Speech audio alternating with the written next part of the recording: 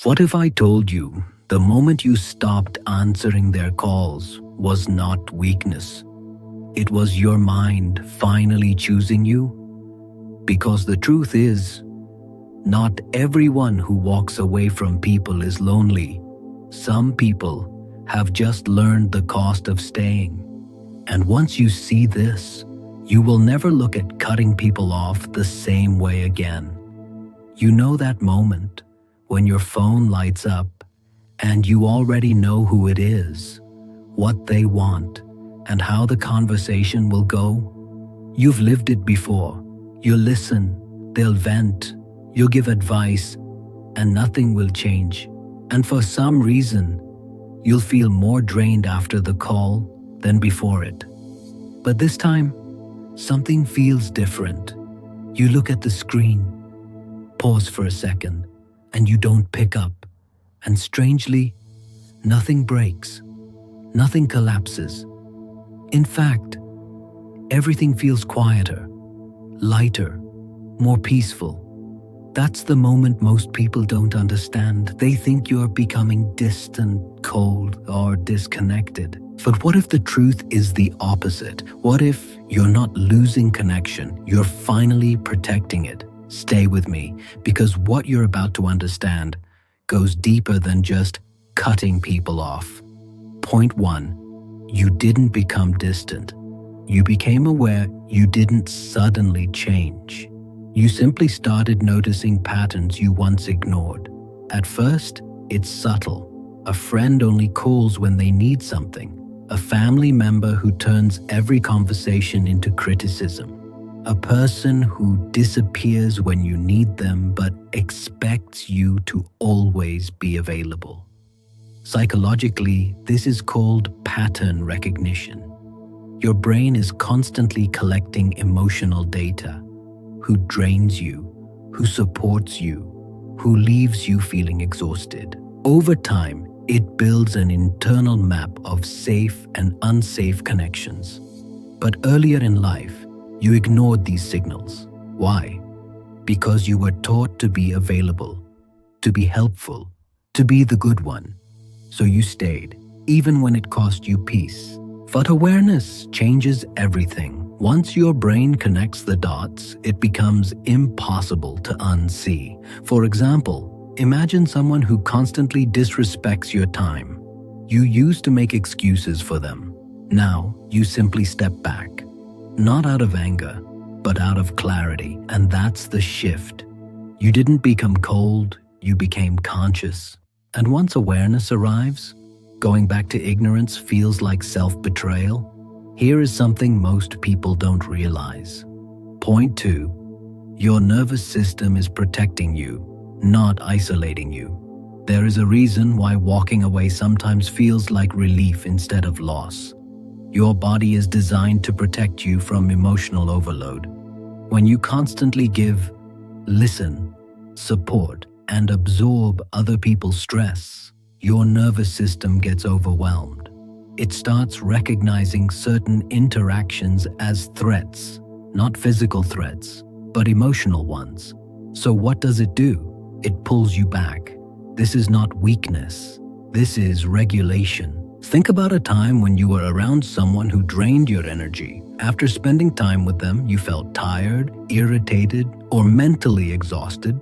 Now compare that to being alone in a quiet space. Calm, clear, peaceful. Your body is telling you something. Real life example, someone who always says yes to others eventually reaches a breaking point. One day, they say no. And instead of guilt, they feel relief. That relief is data. It means your system is finally aligning with what you actually need. So, no, you're not pushing people away. You're protecting your energy like it matters, because it does. But the truth is even deeper. Point 3. You learned early that closeness comes with a cost. For many people, this pattern didn't start in adulthood. It started in childhood.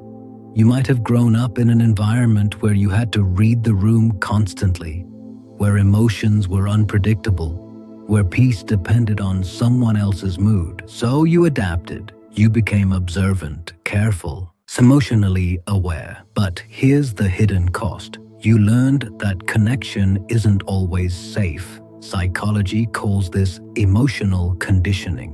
When your early experiences teach you that closeness leads to stress, your brain creates a protective response. As an adult, this shows up as distance, not because you hate people, but because part of you associates closeness with pressure, responsibility, or emotional exhaustion. For example, someone who grew up managing other people's emotions often becomes the fixer in relationships. But over time, they realize they're always giving, rarely receiving. So they step back, not to hurt others, but to finally breathe. And that's the truth most people miss. Your distance is not random. It's learned, and more importantly, it once kept you safe. This is where things get interesting. Point 4. There's a difference between walls and boundaries. Not all distance is the same. Some people build walls, others build boundaries. And the difference between the two changes everything. Walls are built from fear. They block everyone, good or bad. They say, no one gets in. Boundaries, on the other hand, are built from self-awareness. They say, only the right people get access. For example, imagine two scenarios. In the first, someone cuts off everyone, avoids connection, and isolates completely. That's a wall. In the second, someone chooses who to engage with carefully. They say no when needed, but still allow meaningful connections. That's a boundary. The feeling is different too. Walls feel heavy, boundaries feel peaceful. So ask yourself, when you walked away, did you feel emptiness or did you feel relief? Because relief is a sign of alignment. It means you didn't lose something valuable. You removed something harmful. And that's not isolation. That's clarity in action. Point 5. You became selective, not antisocial. Society often labels people who withdraw as antisocial or disconnected. But that assumption is flawed, because being selective is not the same as being closed off. In fact, it's the opposite. When you stop giving your time to everyone, you start valuing it more. You begin to notice who truly listens, who respects your space, who shows up without conditions. And slowly, your circle becomes smaller, but stronger. For example, instead of 10 surface-level relationships, you might have 2 or 3 deep ones. And those few connections bring more peace than a crowded room ever could. This aligns with one of the most powerful truths about human connection. It's not about quantity, it's about quality. So when you walk away from people who drain you, you're not losing connection, you're refining it. And that's something most people never learn. Here's the deeper truth about all of this. Human beings are wired for connection, but not all connection is healthy. Your brain doesn't just seek relationships, it evaluates them. It constantly asks, is this safe? Is this balanced? Is this worth my energy? And when the answer becomes no, your behavior changes.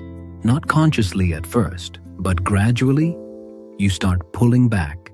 You speak less, engage less, respond slower, until one day, you stop completely.